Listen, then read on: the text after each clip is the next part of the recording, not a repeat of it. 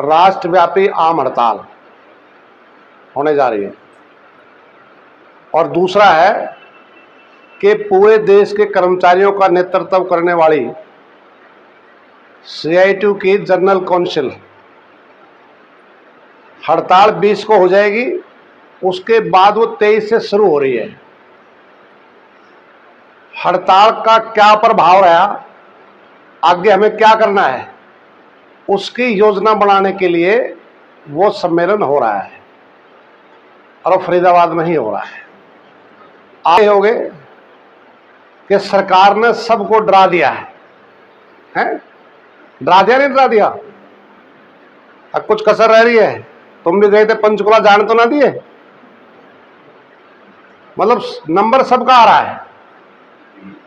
और आपके लिए तो हमारी तो क्या बात है, जो सबसे ताकतवर संस्था है सुप्रीम कोर्ट,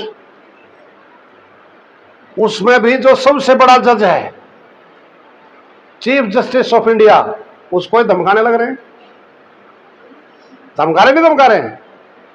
और संवैधानिक उच्च पदों पर बैठे जो लोग हैं वो कर रहे हैं, चुने हुए संसद कर रहे हैं, और उनको कोई कंडम भी नहीं कर रहा है।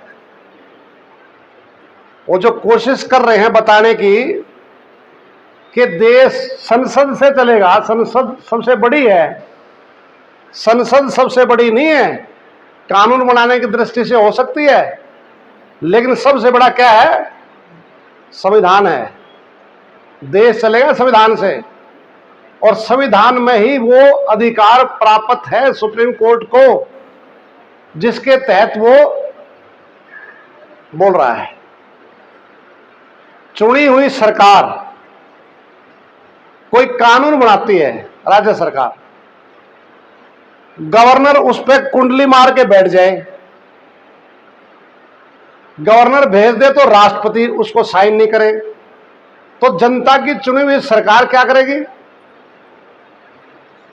तो ऐसी राज्य सरकारों के जो जनता की भलाई के बिल थे वो गवर्नर के पास पड़े हैं, साइन नहीं कर रहे हैं, ऊपर गए हुए हैं, तो वो मुख्यमंत्री सरकारों ने सुप्रीम कोर्ट में केस किया कि हम चुन करके आ रहे हैं, जनता के प्रति जवाबदेही हमारी है, अगर ये बिल पे दस्तखत नहीं हुए तो ये कानून नहीं बनेगा, तो हम जनता की भलाई कैसे करेंगे?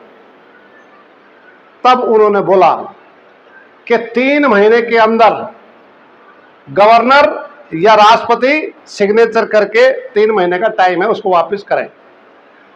तो इससे ही परेशानी हो गई कि जो चीफ जस्टिस ऑफ इंडिया को ओथ दिलाते हैं, शपथ दिलाते हैं, उसको आदेश कैसे दे सकता है?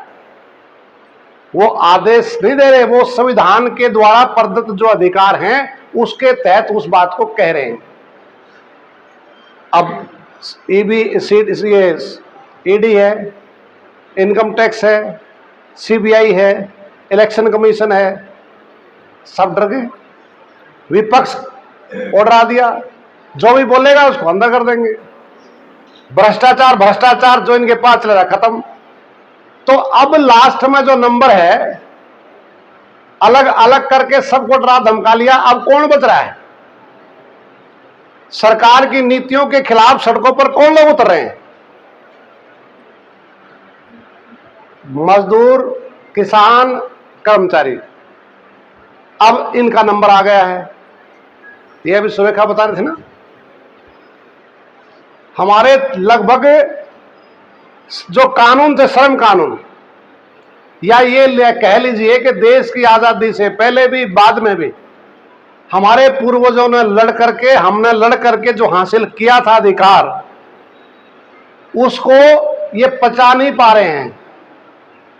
इसलिए 29 कानून उनकी बदले 4 लेबर कोड बना दिए।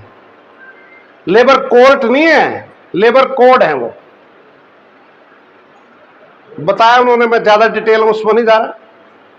हमारी मांग ये है कि जो 4 लेबर कोड बनाए हैं, ये मजदूरों को, कर्मचारियों को गुलामी का दस्तावेज है। 1886, आज कितना है? 2025। इतने साल पहले लाखों ने शहादत दी, 8 घंटे काम, अब ये क्या कर रहे हैं नए अंग्रेज, अब ये कर रहे हैं कि अब 8 घंटे नहीं, अब 12 घंटे काम होगा, 6 घंटे बाद आधा घंटे का रेस्ट होगा। ये जो पीएफ जो कटता है सरकार का हिस्सा और जो उसका हिस्सा है मालिकों का 12% है, उनको राहत देने के लिए उसको 12 से 10 कर रहे हैं। दूसरा, आज की तारीख में अगर कहीं किसी कारखाने में सरकारी विभाग में संख्या 100 है और उसको नौकरी से निकालना है या ताला लगाना है, तो उसकी परमिशन लेबर डिपार्टमेंट से लेनी पड़ेगी कि मेरे को यह संकट आ गया, इसलिए इनको नौकरी से निकाल रहा हूं, कंपनी को बंद कर रहा हूं। और अगर परमिशन मिली तो कर सकता है, अगर नहीं मिली तो नहीं कर सकता। 99 के लिए जरूरत नहीं है। अब उसको संख्या बढ़ा दी 300 कर्मचारी मजदूरों को कभी छटनी हो सकती है और कभी भी तालाबंदी हो सकती है, कोई मतलब कानूनी अड़चन नहीं रहेगी। ये काम कर दिया। इसके बाद अब नौकरी परमानेंट नहीं होगी, ठेके पर होगी, फिक्स टर्म एम्प्लॉयमेंट पे होगी, 2 साल के लिए, 3 साल के लिए। और अगर हमारी मांग तो ये है, आगे मैं बताऊंगा कि सारी आशा वर्कर को, मिड डे मील के आशा को, ग्रामीण सफाई कर्मचारियों को, सबको पक्का कर दो। और ये कच्चा रखेंगे, इसका इंतजाम पुख्ता कर रहे हैं। अब इसके लिए हड़ताल की जैसे बात इन्होंने बताई, सामूहिक सौदेबाजी का जो अधिकार है, सरकार के साथ नेगोशिएशन करने का अधिकार है, वो भी खत्म हो रहा है। मान लीजिए इन्होंने बताया है, मैं 1 मिनट में उसको दोहरा रहा हूं। आशा वर्कर हैं, ग्रामीण सफाई कर्मचारी हैं, सरगम जय सिंह है, कोई सरकार बात मान नहीं रही, तो लास्ट में हम क्या करते हैं, हड़ताल का नोटिस दे दो। हड़ताल का नोटिस देने के बाद हमने, अब ये 15 दिन का नोटिस है, अब उसको बढ़ा रहे हैं टाइम। नोटिस हमने दे दिया, सरकार एक चिट्ठी लिख देगी, आ जाओ बातचीत करो। नोटिस जब खत्म हुआ जिस दिन, 1 दिन पहले का टाइम दे देगी, आ जाओ बात कर लो। हम गए जी, बैठो भाई नेताओं जी, बैठो चाय वाय पियो, अरे हम बात करने के लिए आए हैं, आज समय नहीं है, 6 महीने बाद आना। हम कहेंगे यार ये क्या मजाक हो रहा है, और नीचे लोग क्या कहेंगे, नेता बिक गए, कहेंगे नहीं कहेंगे।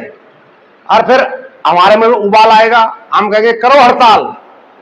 तो कानून में लिख दिया कि वो जो हड़ताल ऐसी होगी जब तक अंतिम फैसला नहीं होगा, बातचीत नहीं टूटेगी, और इस बीच में हड़ताल कर दी तो हड़ताल गैर कानूनी होगी। और गैर कानूनी हड़ताल में जिसने नोटिस दिया उसको जेल भी होगी और जुर्माना भी लगेगा। और क्यों उन पर नहीं लगेगा, जितने भी उसके मेंबर हैं जो चंदा देते हैं उनको भी होगी। तो फिर क्या करें, पुख्ता इंतजाम कर दिया नहीं कर दिया। और इसके अलावा 40 कहीं भी किसी कारखाने में मजदूर कर्मचारी हैं, चाहे महिला है चाहे पुरुष है, उस पर इस देश का कोई कानून लागू नहीं होगा। चाहे वो मर जाए या प्रसूति अवकाश है वो नहीं मिलेगा, कंपनसेशन नहीं मिलेगा, उंगली कट जाए, हाथ कट जाए, कुछ भी नहीं मिलेगा उसको। अब ये काम इन्होंने किया है। तो हड़ताल का सबसे बड़ा मुद्दा हमारा नंबर 1 पर क्या है कि ये जो गुलामी, बंधुआ मजदूर बनाने का जो दस्तावेज है, सरकार पूंजीपतियों को, बड़े कॉर्पोरेट सेक्टर को फायदा पहुंचाने के लिए जो 4 लेबर कोड लेकर के आए, इसको बंद करो। 1 नंबर की मांग ये है। दूसरा क्या है, दूसरा ये है कि जितने भी हमारे स्कीम वर्कर हैं, चाहे आशा है, चाहे आंगनबाड़ी है, चाहे मिड डे मील है, या नेशनल हेल्थ मिशन के तहत लग रहे हैं अलग अलग उसमें, या ग्रामीण सफाई कर्मचारी हैं, आउटसोर्स, कॉन्ट्रैक्ट, डीसी रेट, अनेक नाम हैं। हम ये कह रहे हैं कि 10 अप्रैल 2006 का डिसीजन है, कर्नाटका बनाम उमा देवी का डिसीजन, उसके 2nd पार्ट में लिखा था कि जहां काम पक्का होगा कर्मचारी भी पक्के होंगे। जो आशा वर्कर काम करती हैं वो 5-4 महीने बाद बंद हो जाएगा क्या? क्यों भाई? चलता रहेगा ना। गांव में सफाई कर्मचारी सफाई कर रहे हैं, बंद हो जाएगा काम सफाई का? होगा। तो तुम जो है गलत काम तुम कर रहे हो। इसलिए हम ये कह रहे हैं कि इन सब को पक्का किया जाए। 26,000 रुपए कम से कम वेतनमान न्यूनतम।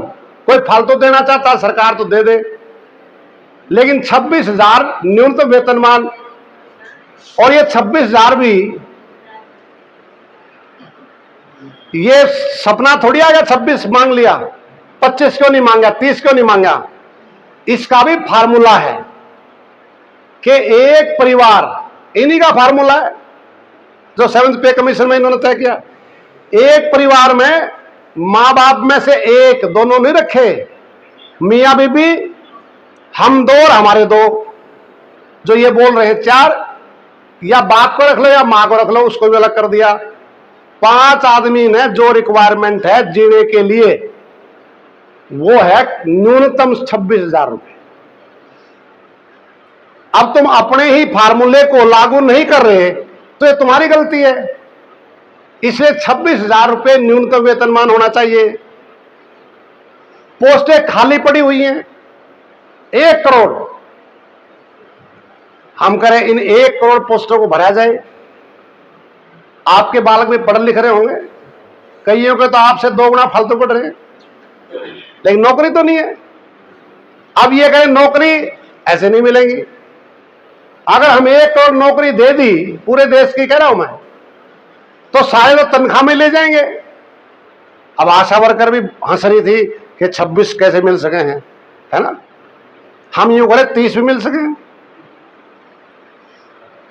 लेकिन अब ये है भाई आशा इतनी होगी, आंगनवाड़ी इतनी होगी, मिड डे मील इतनी होगी, अगर इन्हें सब ने पक्का कर दे और 26,000 तनख्वाह दे दे तो सारा पैसा तुम ही खा जाओगे।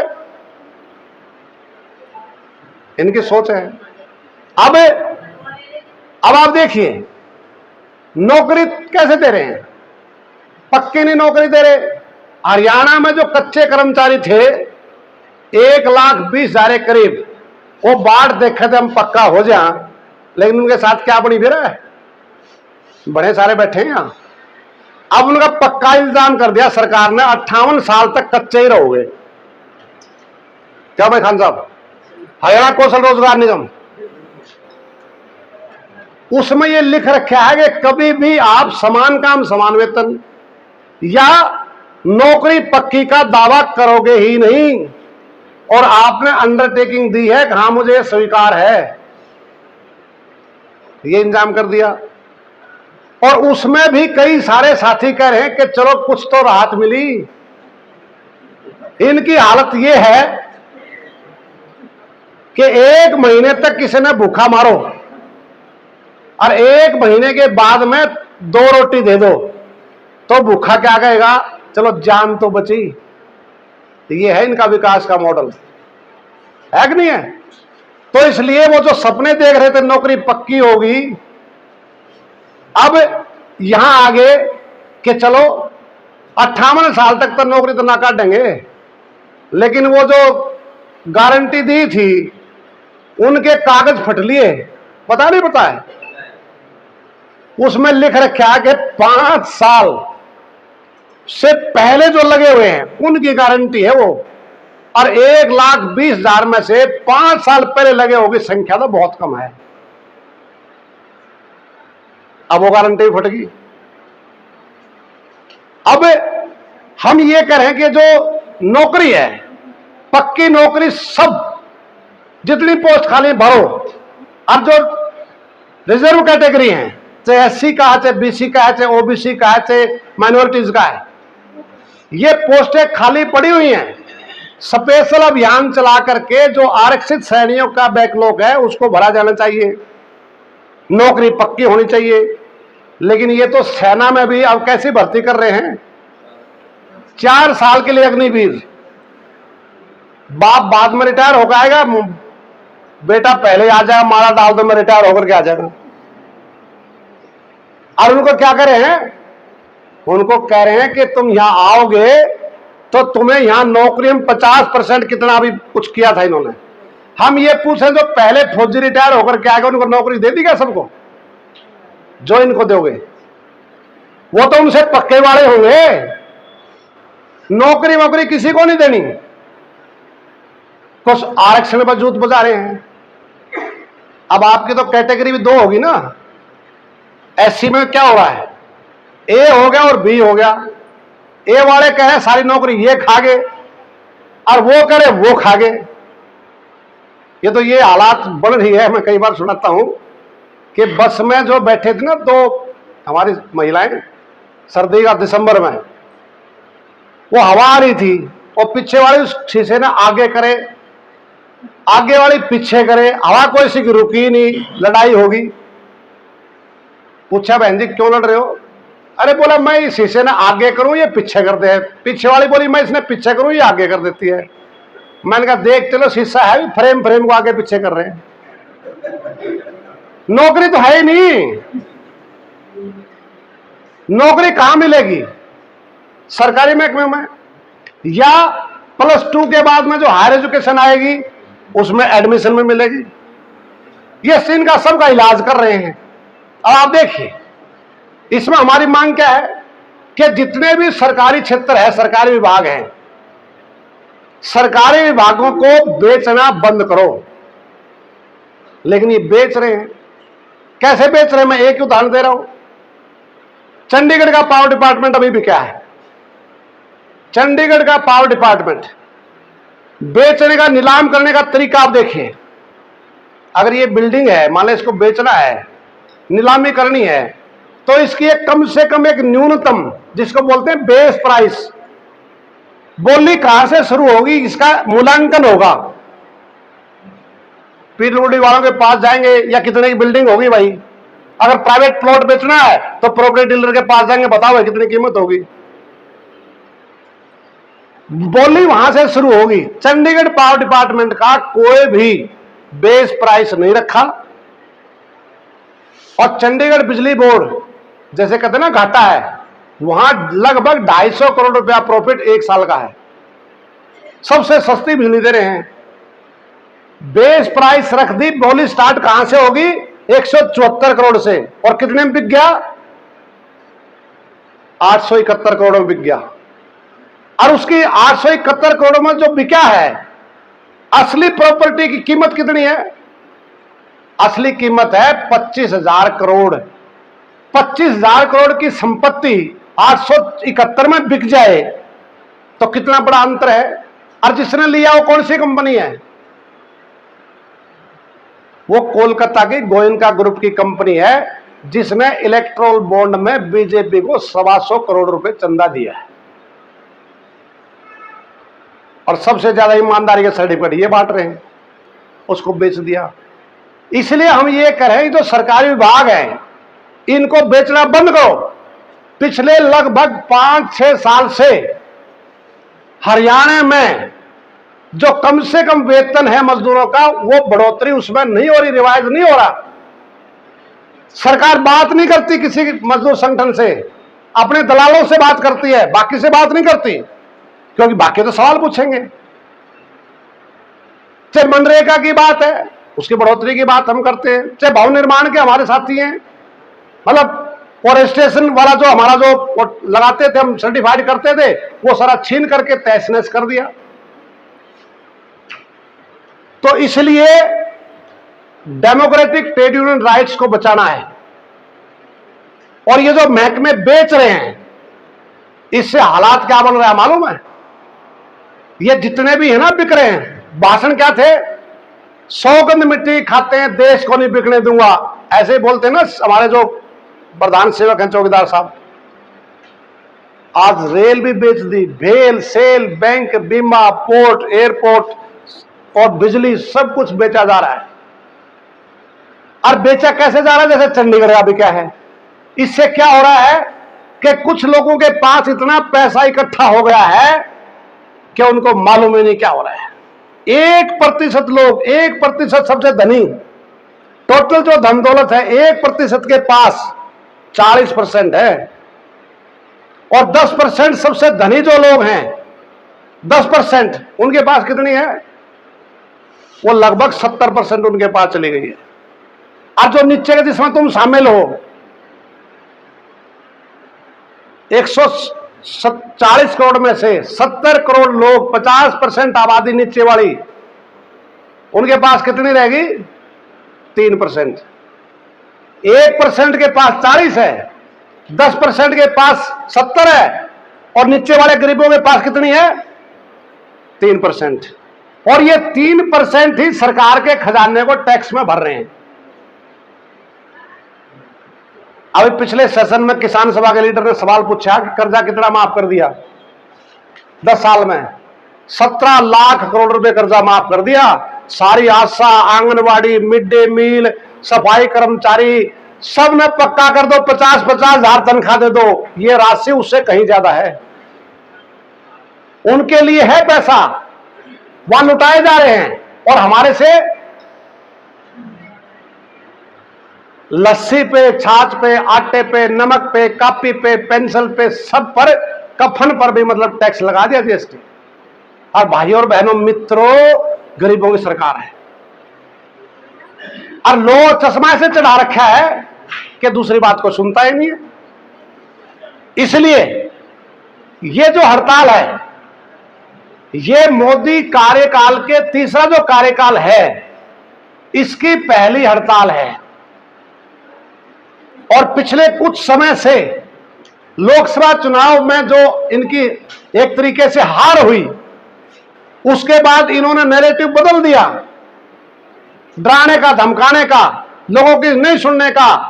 हरियाणा विधानसभा चुनाव के बाद इनको लगा कि तुम्हारे में कोई मुकाबला तुम्हारा है नहीं। इसलिए ये जो हड़ताल हो रही है 20 मई की, इसमें कौन लोग हैं? देश की 11 सेंट्रल ट्रेड यूनियन है, उसमें से 10 इस हड़ताल में शामिल हैं। बैंक वाले, बीमा वाले, डिफेंस वाले, स्टेट गवर्नमेंट एम्प्लॉइज, सब इस हड़ताल में शामिल हैं। तो 20 तारीख की जो हड़ताल है, जो हम तैयारी कर रहे हैं पूरे देश में, ऐतिहासिक, अभूतपूर्व होगी। और 20 करोड़ से ज्यादा मजदूर और कर्मचारी मिलकर के हड़ताल करेंगे और मोदी साहब को कहेंगे ये देश अडानी अंबानी का नहीं है, किसानों का, मजदूरों का, महिलाओं का, कर्मचारियों का देश है, इसको हम बिकने नहीं देंगे। इसलिए ये हमारे लिए इंपॉर्टेंट है। दूसरा इंपॉर्टेंट है इसके साथ ही